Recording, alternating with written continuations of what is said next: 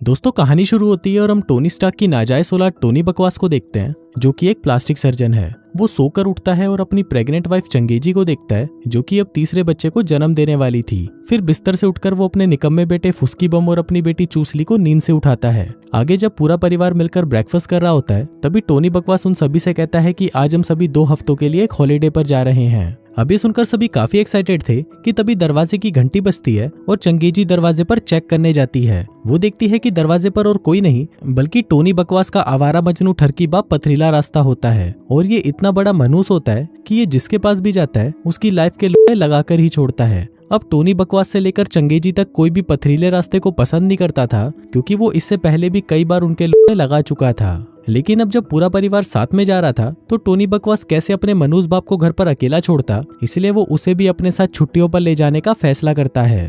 अब पथरीले रास्ते की बूढ़ी हड्डियों में इतनी जान नहीं थी कि वो अपना बैग उठाकर सीढ़ियों से नीचे उतर सके, इसलिए वो सीधा ही उसे ऊपर से नीचे फेंक देता है। हम देखते हैं कि टोनी बकवास ने कुछ महीनों पहले ही एक बहुत हाईटेक गाड़ी खरीदी थी, जिसके फीचर्स के बारे में उसे खुद पता नहीं था। अब सभी निकलने ही वाले थे कि टोनी का बेटा फुस्की बम चिल्लाने लगता है। कहता है कि मैं अपनी खिलौने वाली बंदूक घर पर ही छोड़ आया, जिसे देखकर पथरीला रास्ता भी कहने लगता है कि मुझे भी अब जोर का मुंह आ रहा है। अब टोनी बकवास गालियां देता हुआ कार से बाहर निकलता है और अपने बाप को मुतवाने और अपने बेटे की टॉय गन लेने के लिए घर के अंदर जाता है। लेकिन अपना पथरीला रास्ता तो एक नंबर का मनूस था और वो मूतते वक्त सारे टॉयलेट पेपर को कमोड के अंदर ही गिरा देता है, जिसके बाद वो उन्हें बाहर निकालने की बजाय उस कमोड को कपड़े से ढक देता है, जिस वजह से उस कमोड से लगातार पानी निकलने लगता है। वहीं दूसरी तरफ जब टोनी बकवास अपने बेटे की बंदूक ले रहा था, तभी उसे वहां पर किसी की आवाज सुनाई देती है। वो उस बंदूक से उस आदमी पर शूट करता है, लेकिन फिर उसे पता चलता है कि जिस आदमी की उसने फाड़कर 464 कर दी थी, वो उसका बाप पथरीला रास्ता ही है, जो कि किचन से खाना चुरा रहा था। तभी टोनी बकवास को उसके एक पेशेंट का कॉल आता है, जो उसे कहती है कि बड़ी के तूने मेरे साथ ये क्या बकचोदी कर दी। मैंने तो तुझे मेरे होठों की सर्जरी करने को कहा था, लेकिन तूने तो मेरी ऐसी हालत कर दी कि मैं तो गधे के पिछवाड़े की तरह दिख रही हूँ। अब टोनी बकवास जैसे तैसे करके उस मामले को संभालने की कोशिश करता है और उसी दौरान उसका बाप पथरीला रास्ता पूरे घर को बर्बाद करने में लगा रहता है। इसके बाद टोनी बकवास उन सभी को लेकर अपनी कार में हॉलीडे के लिए निकल जाता है, लेकिन इसी दौरान रास्ते में उसका बाप अपना सड़ा हुआ मुंह बंद करता ही नहीं और पूरे रास्ते बकवास करके उन सभी के मूड का बड़ा कर देता है। फिर कुछ दूर जाने पर उनकी कार का पेट्रोल खत्म होने लगता है, तो वो लोग एक गैस स्टेशन पर रुकते हैं और पथरीला रास्ता को उसमें पेट्रोल भरवाने का काम देकर वो सभी स्नैक्स खरीदने के लिए एक दुकान में चले जाते हैं। वहीं वो ठरकी पेट्रोल भरते भरते एक नीले बालों वाली पटाखा को देखता है, जिसे देखकर उसका बूढ़ा सामान एकदम से तन जाता है। तभी वो नीली लड़की पथरीले रास्ते के पास आती है और उससे पूछती है कि क्या आपने मेरी मॉम को देखा है, वो यहीं पर ही अपनी कार में थी। जिस पर पथरीला रास्ता कहता है कि देखा तो है, लेकिन वो बहुत पहले ही यहाँ से चली गई। नीली लड़की कहती है कि क्या आप मुझे मेरी मॉम से मिलवाने में मदद करोगे। अब पथरीला रास्ता सोचता है कि यही सही मौका है इसे दबोचकर घोड़ी बनाने का, इसलिए वो खुशी खुशी उसकी मदद करने के लिए तैयार हो जाता है। जिसके बाद वो उस लड़की को अपनी कार में ही छुपा लेता है, ताकि टोनी बकवास और उसके परिवार को इस बारे में पता न चले। फिर जब वो उस कार का शीशा साफ कर रहा होता है, तभी वो उस पर लगे वाइपर को ही तोड़ देता है, जिसके बाद वो टोनी बकवास को पता लगे बिना उस टूटे वाइपर को वहीं पर ही फिट कर देता है। आगे वो सभी अपने सफर पर आगे बढ़ते हैं, जिस बीच पथरीला रास्ता चंगेजी से कहता है कि मुझे बहुत प्यास लग रही है, जल्दी से मुझे कोल्ड ड्रिंक की बोतल दो। चंगेजी उसे कोल्ड ड्रिंक देती है, लेकिन तभी पथरीला रास्ता चुपके से उसमें दारू मिक्स करके उसे पूरी पी जाता है। जिसके बाद वो फिर से बकचोदी करना शुरू कर देता है। कहता है कि पिछले ही हफ्ते की बात है, मैं एक साथ 3 फुलझड़ियों के साथ दबा दबा कर मजदूरी कर रहा था। वो साली छिनाले ठंडा होने का नाम ही नहीं ले रही थी, लेकिन जब मैंने अपने घोड़े को फुल स्पीड में दौड़ाया, तब उन सभी की चीखें निकल पड़ी। अब ये सब सुनकर टोनी बकवास की सटक जाती है और वो अपने बाप को कॉल करके उसे अपना मुंह बंद रखने को कहता है, लेकिन उसका बाप उसे मना कर देता है और कहता है कि तेरा घोड़ा लंगड़ा है तो मैं क्या करूं, मैं तो सभी को अपने कारनामों के किस्से सुना रहा हूँ। अब जब वो दोनों आपस में बकवास कर रहे होते हैं, तभी हम देखते हैं कि कार की मशीन में कुछ खराबी आ जाती है। वहीं चंगेजी भी पथरीले रास्ते की बकवास सुनकर परेशान हो चुकी थी और वो उसे कहती है कि बड़ी के अपने बाप का मुंह बंद करा, मुझे तुम्हारे चूतिए बाप के साथ कहीं नहीं जाना।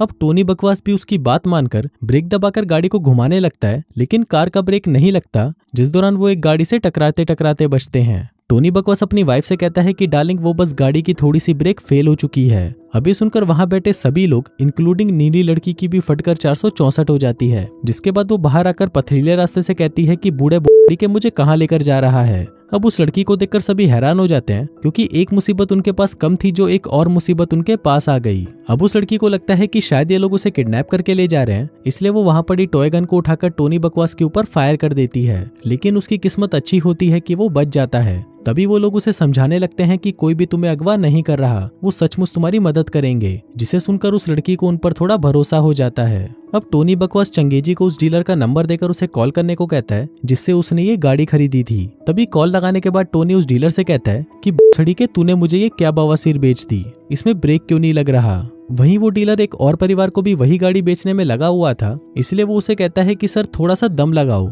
इसमें ब्रेक लगाने के लिए पिछवाड़े में ताकत होनी चाहिए, जो बोलकर वो फोन काट देता है।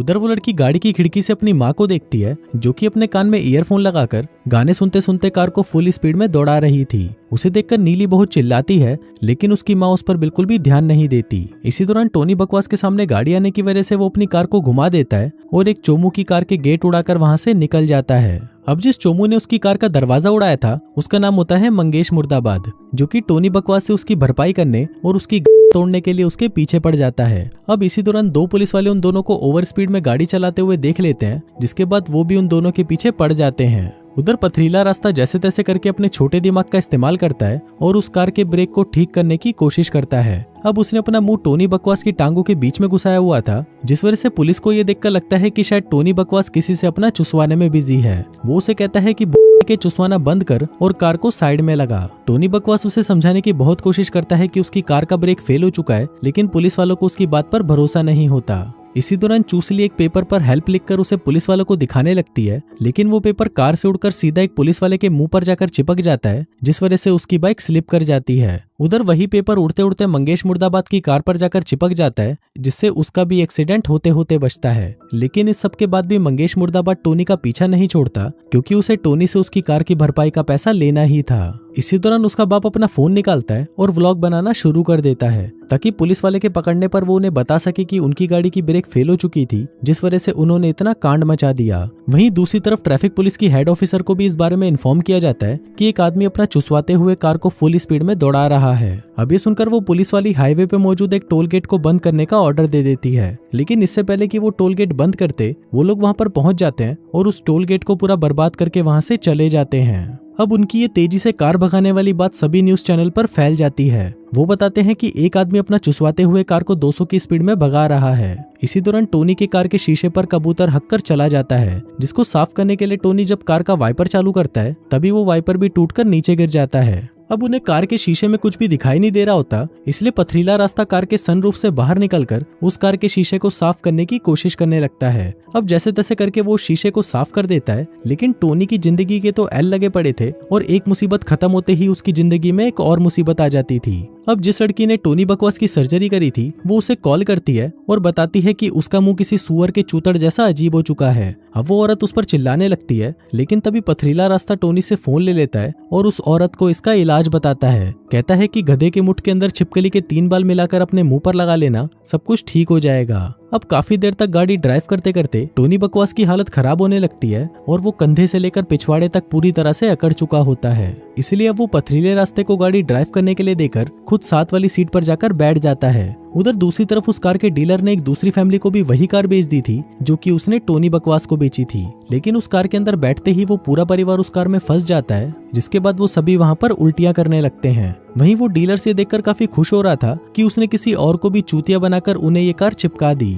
वहीं एक पुलिस वाला टोनी बकवास के पास आकर उसे अपनी कार रोकने को कहता है और उसे अपनी गन दिखाने लगता है, लेकिन तभी उसकी गर्भवती पति ये देखकर कार का दरवाजा खोलती है और अपना भटूरे जैसा पेट दिखाकर उसे कहती है कि बड़ी के मुझे गोली मार, पहले ही कार ने हमारी जिंदगी बर्बाद कर रखी है और तू साला चूतिया हमारी मदद करने की बजाय हमें बंदूक दिखा रहा है। अब ये देखकर वो पुलिस वाले भी समझ जाते हैं कि ये लोग सचमुच में मुसीबत में हैं, लेकिन वो कुछ नहीं करता और वहां से चला जाता है। अब ड्राइव करते हुए पथरीले रास्ते को मूत लग जाता है, इसलिए चंगेजी उसे अपना टैंकर खाली करने के लिए एक प्लास्टिक की थैली दे देती है। अब पथरीला रास्ता दबाकर उसमें अपना सारा पानी निकाल देता है, जिसके बाद वो उस थैली को अपने बेटे को दे देता है। फिर टोनी उस मूत को खिड़की से बाहर फेंक देता है, जो सीधा जाकर मंगेश मुर्दाबाद के मुंह पर लगता है। अभी देखकर मंगेश का दिमाग और भी ज्यादा खराब हो जाता है और वो गुस्से में अपने मुंह पर बाल्टी डालकर उनका पीछा करने लगता है, लेकिन तेज स्पीड में होने की वजह से वो अपना बैलेंस खो देता है और सीधा आकर कुछ शूटिंग कर रहे लोगों की कार से जाकर टकरा जाता है। फिर हम देखते हैं कि यहाँ से थोड़ी ही दूर एक चेक पोस्ट पर गाड़ियों का जाम लगा हुआ था और वहीं हमारा टोनी बकवास तेजी से उनकी तरफ बढ़ता हुआ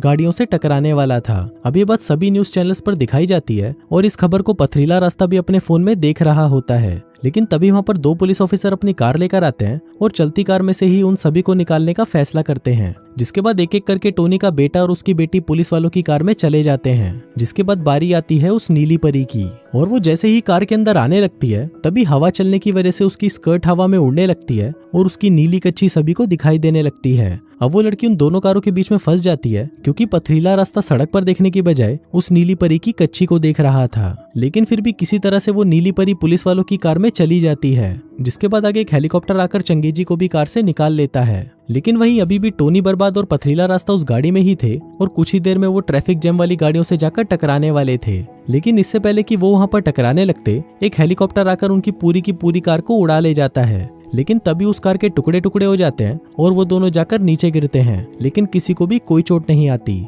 इसके बाद सीन शिफ्ट होता है और हम हॉस्पिटल में चंगेजी को देखते हैं जिसने एक और बच्चे को भी जन्म दिया था। लेकिन जब वो पूरा परिवार बच्चे को लेकर वापस घर आता है तभी वो सभी एक लिफ्ट में जाकर फंस जाते हैं। मतलब उनकी एक मुसीबत खत्म नहीं हुई और दूसरी मुसीबत फिर से शुरू हो गई। और इसी के साथ ही ये कहानी यहीं खत्म हो जाती है।